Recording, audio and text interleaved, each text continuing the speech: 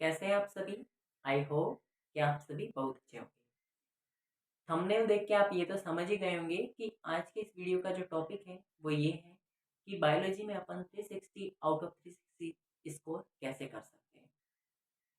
क्या वो तरीके हैं जिनको अपन यूज़ करके बायोलॉजी में पूरा स्कोर प्राप्त कर सकते हैं और क्या वे गलतियां हैं जिन्हें अपन अवॉइड करके बायोलॉजी में अच्छा स्कोर कर सकते हैं। मैं आपको ये बताना चाहूँगा कि नीट 2021 में मेरा बायोलॉजी का जो स्कोर था वो था 355 आउट ऑफ 360। एक क्वेश्चन रॉन्ग हो गया था। इसके साथ ही मैं इस वीडियो में आपको वो गलतियाँ बताऊँगा जो बहुत से स्टूडेंट्स करते हैं अपनी प्रिपरेशन के दौरान, जो आपको अवॉइड करनी है जिससे आपको मेरे वीडियो का बेनिफिट मिल सके। जो मेरे ये 3 ड्रॉप का जो एक्सपीरियंस है, मैं ये चाहता हूँ कि वो आपके काम आए। जो मेरे को प्रॉब्लम्स हुई वो आपको ना हो, इसलिए इस वीडियो को शेयर कर रहा हूँ। बायोलॉजी में सभी को पता होता है कि एनसीईआरटी से क्वेश्चन आते हैं और सभी लोग एनसीईआरटी ही पढ़ने की कोशिश करते हैं। बायोलॉजी में अगर पिछले कुछ सालों से देखें तो एक भी क्वेश्चन ऐसा नहीं है जो एनसीईआरटी के बाहर का होता है। तो जब क्वेश्चन एनसीईआरटी के बाहर का नहीं है, सभी लोग एनसीईआरटी ही पढ़ रहे हैं, तो जो फ़र्क लाती है, जो चीज़ प्रोमिनेंट होती है वो ये होती है कि आपके पढ़ने का तरीका क्या है।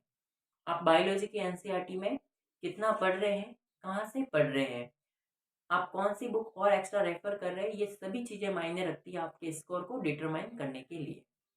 तो बिना टाइम को वेस्ट किए हुए अपन डिस्कस करते हैं कि बायोलॉजी में अपन को क्या करना है जिससे अपन इस रेस में बाकी लोगों से आगे रह सके और अपना पूरा स्कोर गेन कर सके। जो सबसे पहला पॉइंट है बायोलॉजी में वो ये है कि आपको बायोलॉजी का जो भी चैप्टर आप पढ़ रहे हैं उसे बड़े ध्यान से पढ़ना है। आपकी जो अटेंटिवनेस है वो बहुत मायने रखती है बायोलॉजी के चैप्टर को पढ़ने के दौरान।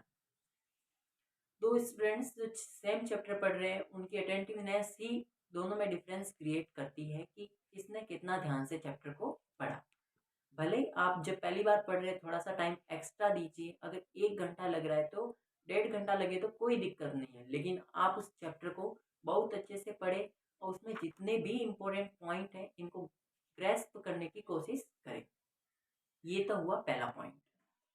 दूसरा पॉइंट बात करें कि आपने बायोलॉजी के जो एनसीईआरटी का चैप्टर था वो बहुत अच्छे से पढ़ा, उसमें आपने कुछ भी लीव नहीं किया।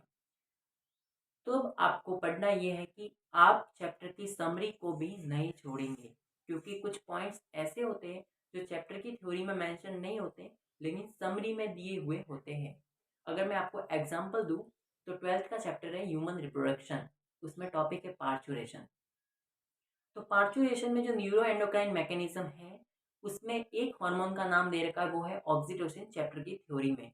लेकिन जब आप समरी पढ़ेंगे तो उसमें दो हार्मोन्स और भी मेंशन है जो न्यूरो एंडोक्राइन मैकेनिज्म में इन्वॉल्व होते हैं। उनका नाम है एस्ट्रोजन और कॉर्टिसोल। ये दोनों समरी में है। तो जो स्टूडेंट समरी को नहीं पढ़ेगा उसको इन फैक्ट का पता होगा नहीं, तो अगर क्वेश्चन आ जाए तो उसका क्वेश्चन छूट जाएगा या फिर रॉन्ग कर देगा। तो आप इस चीज़ का स्पेशली ध्यान रखें कि आपको किसी भी चैप्टर की समरी को नहीं छोड़ना है, उसे अच्छे से पढ़ना है, उसमें भी जो इम्पोर्टेंट पॉइंट्स हैं उनको हाईलाइट करना है ताकि एग्जाम के टाइम में आप रिवीजन फास्टली और इजीली कर सकें। तीसरा जो पॉइंट है एनसीईआरटी में बायोलॉजी के लिए, तो वो मैं ये कहूँगा कि हर यूनिट से पहले ऑथर का इंट्रोडक्शन दे रखा होता है। उस ऑथर के इंट्रोडक्शन में बहुत सी ऐसी चीज़ें दे रखी होती है जो ना तो समरी में होती है और ना ही चैप्टर की थ्योरी में होती है। तो उस चीज़ को आप लीव ना करें।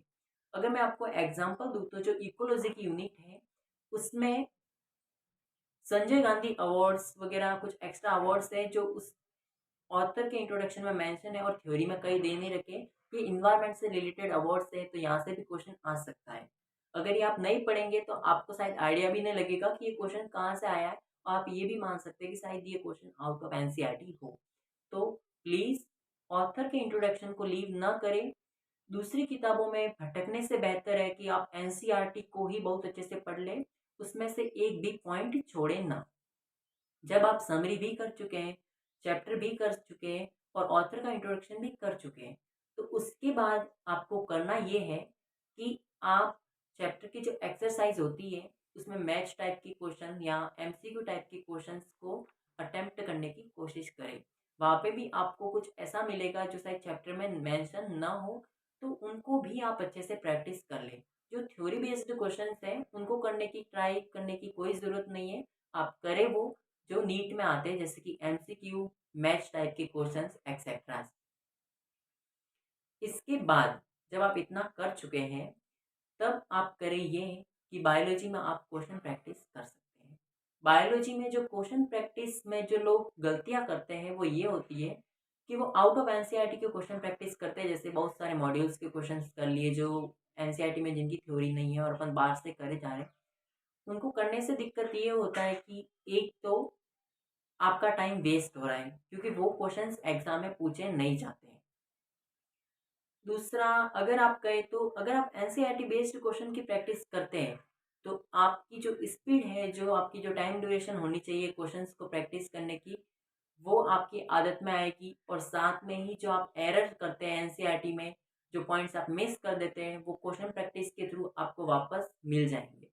तो आपसे रिक्वेस्ट है कि आप जब भी क्वेश्चन प्रैक्टिस करें, वॉच लगा के क्वेश्चन प्रैक्टिस करें और एनसीईआरटी बेस्ड क्वेश्चन प्रैक्टिस ही करें।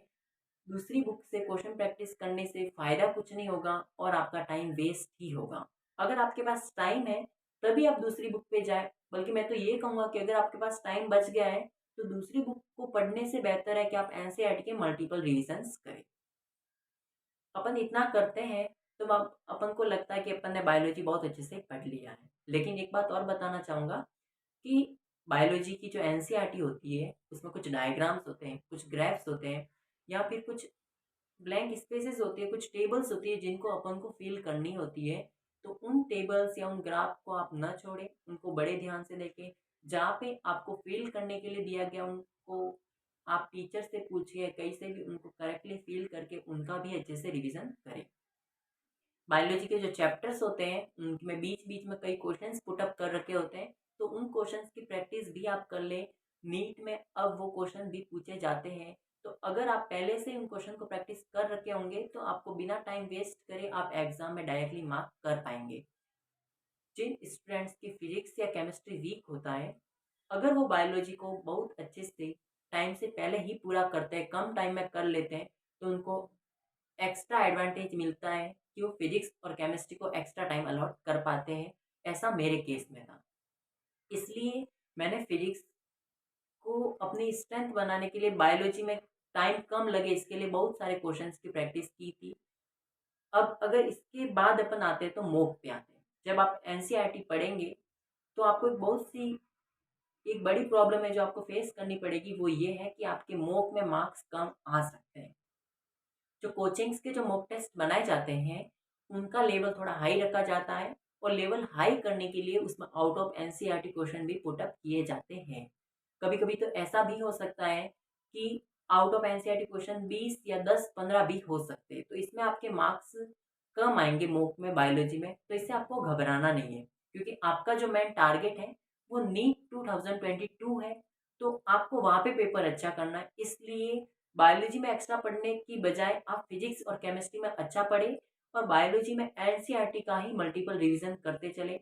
मॉक्स में अगर मार्क्स कम आते हैं तो डिप्रेस्ड ना हो और फिर से तैयारी करें और केवल एनसीईआरटी ही पढ़ें। जब आप पेपर का एनालिसिस करें, तो उसमें आप ये देखें कि आपके एनसीईआरटी से कितने क्वेश्चन गलत हुए। बस हमेशा ट्राई ये करो कि आप एनसीईआरटी से क्वेश्चन गलत ना करो। बाहर के अगर आपके क्वेश्चन लीव भी हो जाते हैं, तो उनकी वजह से आपको टेंशन नहीं लेना है। एक और जो तरीका मैंने मेरी प्रिपरेशन के दौरान जो थर्ड ड्रॉप में मैंने किया था, वो ये होता है हाँ कि अपन को पता है बायोलॉजी में चैप्टर्स बहुत ज़्यादा है, तो अपन ने कौन सा चैप्टर कितनी बार पढ़ा इसका आइडिया अपन को नहीं रहता है। कभी-कभी तो ऐसा भी होता है जो अपना चैप्टर वीक होता है उसको अपन टाइम देना ही भूल जाते हैं। तो आप करें ये कि जो चैप्टर की जो इंडेक्स होती है, जो बुक्स में जो शुरुआत में है, वहाँ पे लाइनें खींच लें। जैसे मैंने 8 लाइनें खींच ली थी हर चैप्टर के आगे और जैसे-जैसे मैं एक-एक चैप्टर पढ़ता था, उस लाइन को कट करते हुए चलता था। इससे मेरे को आइडिया रहता था कि मैंने इस चैप्टर को कितनी बार पढ़ा है और दूसरा ये भी पता पड़ जाता था कि ये चैप्टर मेरा वीक है, इसको 8 बार ना पढ़ के 10 बार पढ़ना है। तो आप ऐसा कर सकते हैं, जिससे आपकी कमांड रहेगी हर चैप्टर पे और कोई भी चैप्टर आपका छूटेगा नहीं। चैप्टर्स को हाइलाइट करने से होगा ये कि आप एग्ज़ाम के टाइम में जल्दी से रिवीजन कर पाएँगे।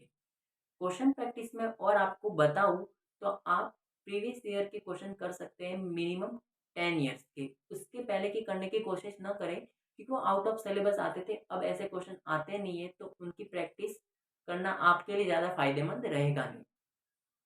अगर आपको 10 ईयर्स के क्वेश्चन में कुछ ऐसा फैक्ट मिले जो आप कई मतलब इम्पोर्टेंट है जो आ रखा है, तो उसको आप एनसीईआरटी की जो साइड में इस पे स्वतः वहाँ पे लिख सकते हैं और उसको रिवाइज करते हुए चले। यही है बायोलॉजी में। ये सब कुछ बताने के बाद मैं आपको ये बताना चाहूँगा कि प्लीज़ अपनी जो ये बायोलॉजी की जो स्टडी है उसमें आप भटके नहीं, इधर-उधर की बुक की तलाश में ना जाएँ, केवल और केवल एनसीईआरटी पे ही लगे रहें। सभी को पता होने के बावजूद भी सभी का बायोलॉजी में स्कोर सेम नहीं होता है, क्योंकि वो लोग अपने आप पे बिलीव नहीं कर पाते कि हम बायोलॉजी पढ़ के भी अच्छा स्कोर कर पाएँगे। आप अपने आप पे विश्वास रखें, भले ही मॉक में मार्क्स कम आ जाए लेकिन ये ध्यान रखें कि आप एनसीईआरटी अगर पढ़ रहे हैं, तो आप नीट में बहुत अच्छा स्कोर करेंगे। अगर मैं मेरा एग्ज़ाम्पल दूँ तो मैं ओनली एनसीईआरटी ही पढ़ता था।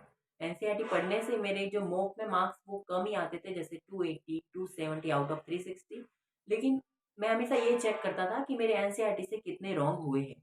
और जब मैंने नीट का एग्ज़ाम दिया तो जैसा मेरे को विश्वास था वैसा ही हुआ। मैंने क्वेश्चन एक गलत किया था, बाकी मेरे पूरे सही थे और मैंने 355 गेन किए। मैं ऐसा विश करता हूँ कि आप भी ऐसा ही करें। अगर आपको कुछ इसमें नया तरीका लगे तो वो भी आप इसके अंदर अप्लाई कर सकते हैं, लेकिन कम से कम इन बातों का ध्यान रखें क्योंकि ये मेरा एक्सपीरियंस है जो मैंने 3 साल में गेन किया है कि अगर अपन ये गलतियाँ करते हैं, तो बायोलॉजी में ज़्यादा फ़ायदा नहीं मिलता है।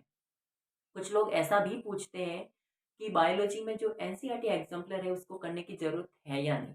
अगर आप क्वेश्चन प्रैक्टिस के बतौर इसको करना चाहें तो कर सकते हैं। मैंने मेरे फर्स्ट ड्रॉप में किया था तो इसका मेरे को ज़्यादा एडवांटेज तो नहीं मिला लेकिन एक कॉन्फिडेंस बना रहता है।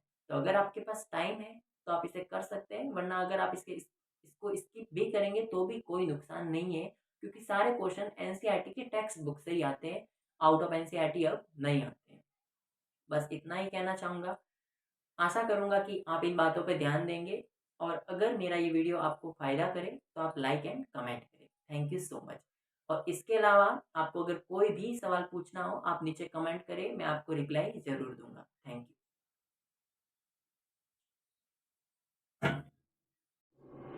यू।